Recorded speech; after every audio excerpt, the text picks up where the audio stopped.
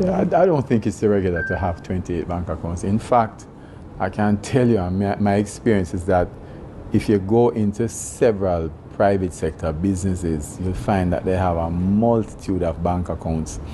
Some of them inactive, some of them they're using, but people own bank accounts for specific purposes.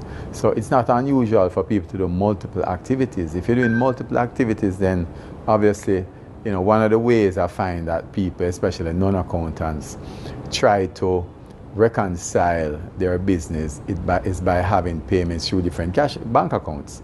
Accountants, for example, might have one account and then you reconcile and adjust between. But many people, it's not unusual for them to do that.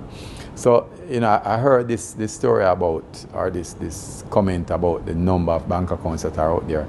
And the truth is that I think it's really detracting from what the real substance of the argument should be, which is, what is it that is going through the bank accounts and how much money is in there. Because if I have 28 bank accounts, for example, and I could have $2 million between them. Someone could have two bank accounts and have $500 million between two bank accounts, and that is a greater problem than my 28. So I don't think that the number of bank accounts is something that we really should focus on, because it really has no substance behind it. In fact, there are some times also when you go and do specific transactions with certain institutions, and they themselves will mandate that you open separate accounts.